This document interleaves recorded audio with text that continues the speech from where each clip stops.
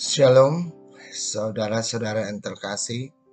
Sebelum kita mendengarkan firman Tuhan, baiklah kita bersatu dalam doa. Kita berdoa. Ya Tuhan Yesus, puji dan syukur kami panjatkan kehadirat-Mu, karena Engkau masih menyertai kami, karena Engkau masih melindungi kami hingga pada saat ini.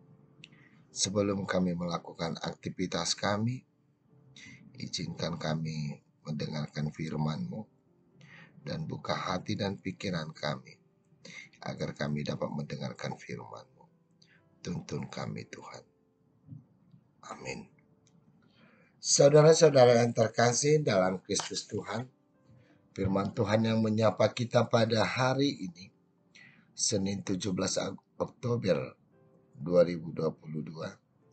Saya ambil dari Titus 3 ayat 5. Firman Tuhan.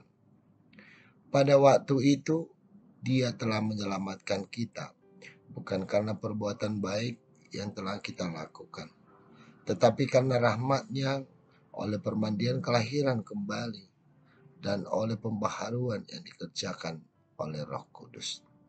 Demikianlah firman Tuhan. Saudara-saudara yang terkasih, pada saat ini banyak orang berlomba melakukan hal-hal yang baik. Atau bisa kita katakan bahkan banyak orang bersaing melakukan yang baik. Tentunya kita mau menyelidiki apa maksud dan tujuan seseorang itu melakukan yang terbaik. Pada umumnya orang mau melakukan yang baik adalah mencari berkat atau bahkan menanamkan kebaikan atau bahkan pekerjaan yang baik sering kita anggap sebagai suatu amal yang harus kita terima nantinya, dan pekerjaan yang baik itu sering kita pahami suatu jalan menuju keselamatan. Saudara-saudara yang terkasih, hal ini tentunya pemahaman yang salah, bahwa perbuatan baik tidak bisa menjadi patokan menuju suatu pengharapan akan keselamatan yang diberikan Tuhan. Namun dalam firman Tuhan dikatakan bahwa perbuatan baik merupakan satu tanggung jawab orang yang sudah menerima keselamatan. Tentunya kita harus mampu memahami juga bahwa keselamatan itu sudah diberikan Tuhan kepada kita melalui Yesus Kristus. Namun sebagai bukti atau sebagai tanda bahwa kita sudah menerima keselamatan itu, tentunya kita harus berbuat baik. Maka perbuatan baik adalah suatu hal yang harus ataupun merupakan satu tanggung jawab orang yang sudah menerima keselamatan. Dalam hal ini berarti perbuatan baik akan sia-sia ketika itu kita anggap sebagai jalan menuju keselamatan, sebagai suatu cara untuk mendapatkan keselamatan. Perbuatan baik tidak bisa menutupi kekurangan atau kesalahan bahkan dosa kita. Perbuatan baik tidak bisa menjadi alat dalam pengampunan Yesus kepada diri kita. Namun perbuatan baik adalah yang harus dilakukan oleh orang yang sudah menerima keselamatan. Untuk itu saudara-saudara, dalam firman Tuhan pada saat ini kita diingatkan kembali bagaimana perbuatan baik harus kita lakukan yang didasari oleh hati yang menyadari bahwa itu merupakan satu tanggung jawab orang yang diselamatkan. Bisa dikatakan bahwa hal ini yang membedakan kita dengan agama yang lain. Sebagai orang Kristen pengikut Kristus, tentunya berbuat baik itu bukanlah mencari amal, bukanlah mencari berkat, tetapi merupakan suatu tanggung jawab orang yang sudah diselamatkan. Dalam agama lain ada juga memahami bahwa perbuatan baik bisa membayar kesalahan-kesalahan kita yang sudah kita lakukan. Namun ajaran kita mengatakan bahwa perbuatan baik tidak bisa menutupi dosa-dosa yang sudah kita lakukan. Atau perbuatan baik tidak bisa sebagai suatu perbandingan agar kita mendapat keselamatan. Dalam firman Tuhan dikatakan bahwa keselamatan bukan karena usaha dan pekerjaan manusia. Keselamatan yang diberikan Tuhan kepada manusia semata-mata bukan karena perbuatan, bukan karena kebaikan manusia, melainkan keselamatan itu merupakan satu anugerah yang diberikan Tuhan kepada kita. Saudara-saudara yang terkasih, sesungguhnya keselamatan itu adalah universal, diberikan kepada setiap orang.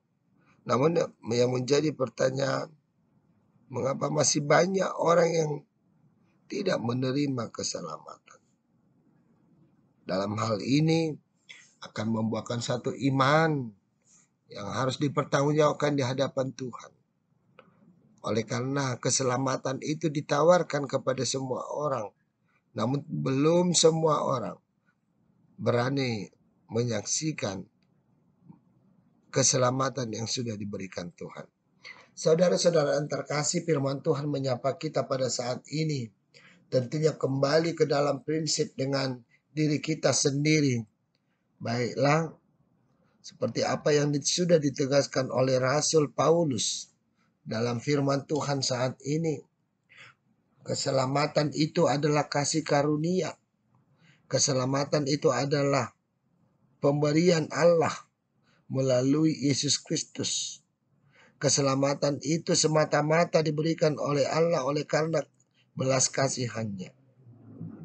Keselamatan itu merupakan suatu tanda belas kasihan Allah, sehingga Dia memberikan itu secara gratis kepada setiap manusia. Tadi saya katakan bahwa keselamatan itu ditawarkan kepada setiap orang ataupun berbentuk universal. Namun kita tahu bahwa tidak semua manusia menerima keselamatan.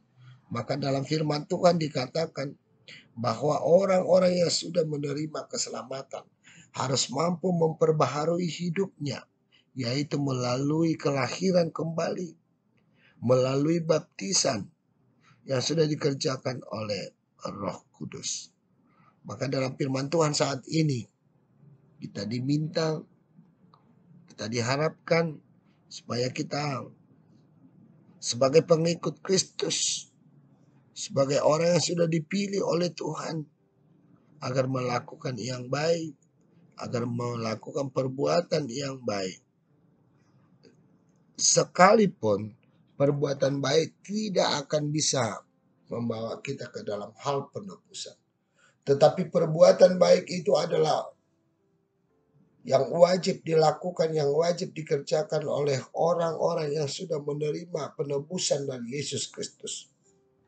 Maka dalam firman Tuhan diingatkan kepada kita, sebagai orang yang percaya kita harus menyadari bahwa kita sudah menerima keselamatan dari Allah melalui kematian Yesus Kristus. Maka barang siapa yang sudah merasakan keselamatan yang diberikan oleh Tuhan, maka baiklah dia akan melakukan segala aktivitasnya demi kemuliaan Tuhan. Siapa orang yang sudah menerima keselamatan dari Allah, baiklah dia bertanggung jawab kan melakukan yang baik, melakukan yang terbaik dalam kehidupannya. Sehingga perbuatan baik adalah merupakan satu respon kita kepada Tuhan akan keselamatan yang sudah diberikan. Maka berbuat baik bukanlah supaya kita diselamatkan, tetapi berbuat baik mari kita lakukan karena Tuhan sudah menyelamatkan kita dahulu. Maka keselamatan itu bukan usaha manusia, bukan perbuatan baik manusia, tetapi keselamatan itu semata-mata oleh karena kasih karunia Allah. Amin. Kita bersatu dalam doa. Terpujilah Engkau Tuhan, Engkau telah memberikan kami waktu yang luar biasa. Terpujilah nama-Mu Tuhan ketika Engkau masih mengizinkan kami mendengarkan firman. Biarlah firman-Mu akan kami jadikan dalam pedoman kami. Biarlah firman-Mu menjadi panduan dalam kehidupan kami. Izinkan kami Tuhan melakukan apa yang Kau kehendaki dari kami. Ketika kami Tuhan melakukan segala aktivitas pekerjaan kami, biarlah Tuhan yang selalu menyertai kami, sehingga aktivitas kami, pekerjaan kami menjadi kemuliaan bagi nama Tuhan. Terpujilah Engkau Tuhan. Amin.